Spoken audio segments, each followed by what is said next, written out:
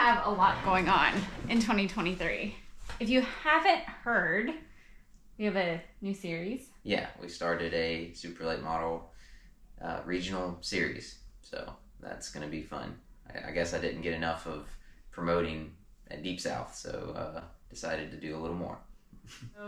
We're trying to get a place here. I work remotely for my law firm, and anything that I do for this series or for Hunt the Front, I usually just do it here in the home office. Josh goes back and forth between the shop and working here, and this really has been one of the last places we've kind of tackled, so I think that's what we're going to try to do today. This is something we've needed to have done for a long time here, and getting moved into this house. We moved in a couple years, or not 2 years, year and a half ago. Mm-hmm. And it's kind of just been like this since we moved in.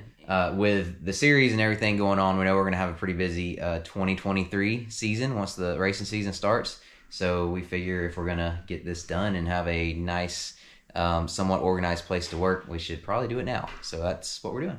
So in 2023, you're going to be seeing a lot more as it relates to running the series and what it looks like to live and work within the racing industry. And so with that, we are going to be changing it up just a little bit and changing the name to, tell them? High Speed Hustle. To High Speed Hustle. So it's still going to be us.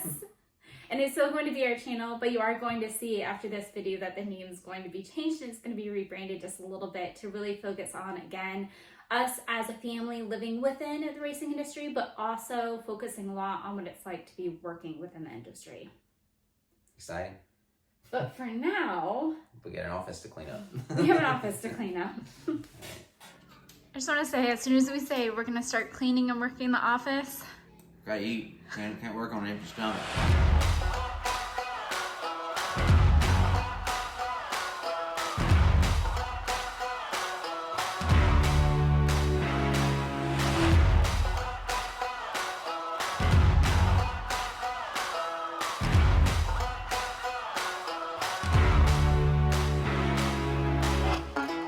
So I had the brilliant idea, let's remove all the wallpaper and then be able to work on the office that way. So I did this maybe as soon as we moved in, and then realized that the drywall hadn't been finished underneath the wallpaper, so it's not texturized, the drywall's all messed up. So we've had to come up with some creative solutions to try to figure out how to cover up the bottom part.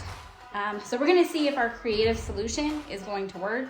Probably not gonna get it on the wall today, but hopefully we can get it on the wall tomorrow. Talking about the wallpaper fiasco. Oh yeah, that's gonna be fun. And all I hear from Josh is, I'm not a carpenter. I'm not a carpenter. I'm not a I do carpenter. that kind of stuff.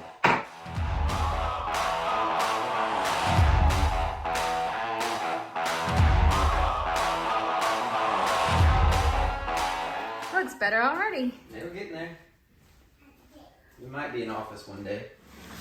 All right, what we are trying to do now is get rid of that Lovely.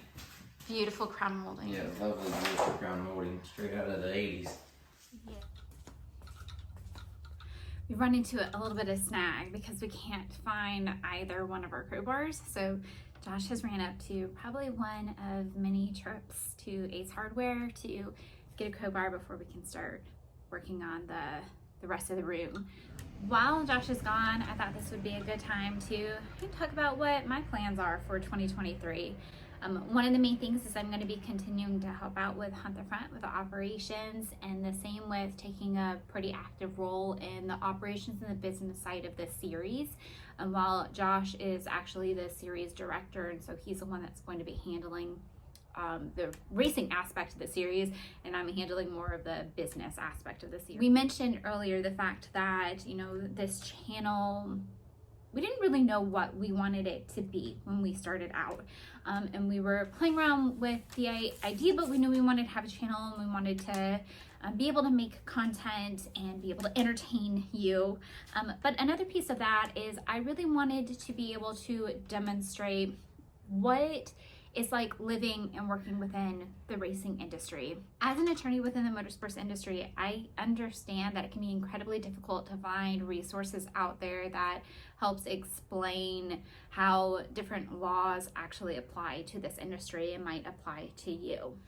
So now that we're going to 2023, we are going to be focusing a lot more as it relates to, us as a family. We're going to be putting our content out like this, like us as a family, things that we do, if we go on any trips, we have fun.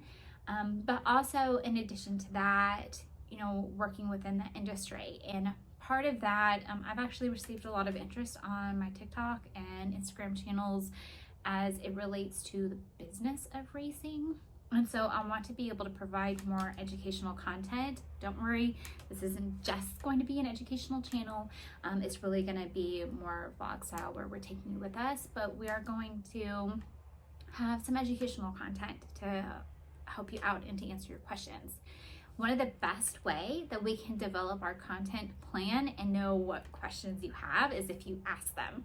So please comment below if you have any questions as it relates to the racing industry, such as, what do you need in sponsorship agreements, or how do you get sponsors, or what's it like running a series, or how did you develop the series schedule? All those kind of questions. Nothing's off limits. We might not be able to answer all of them. I think Josh just pulled up, so we can go back in and work. Did you get a crowbar? I got 2, just in case. Okay, good. So we can lose 2 more? Hope not. Hopefully the other ones turn up and we have 4. Every household needs 4 crowbars. You never know.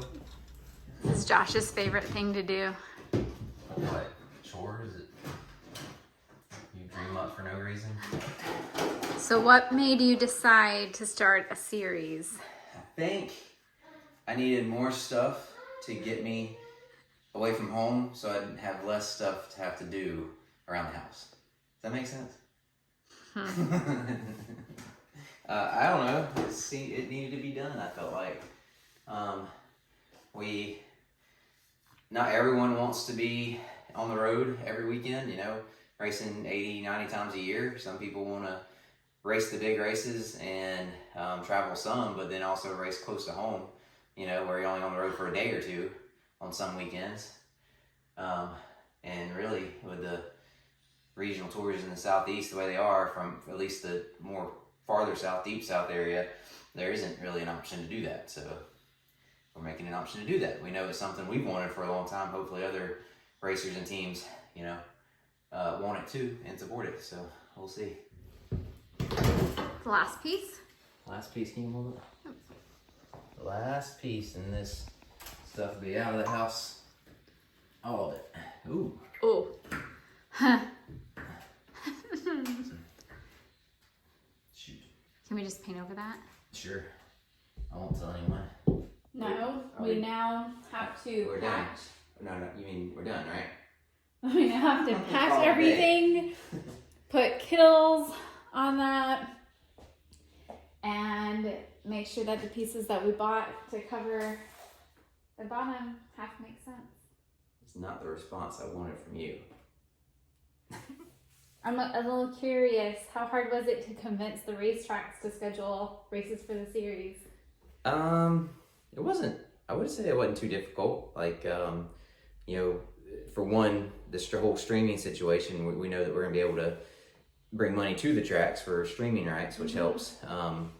But, I think we've built up a pretty good brand with Hunt the Front, and the tracks realize that, from a promotional standpoint, if you have a series with Hunt the Front behind it, might help, I think, or they think. So, I think it's going pretty well, and they've been pretty excited for the most part. Most of the tracks, I think all the tracks we've contacted have been on board and wanted to do it. We've actually had to, because we don't want to overdo it on year 1, had to turn down some tracks because we didn't have enough room on the schedule. So it's been pretty good so far. Hopefully we can deliver on it and put together a good first season.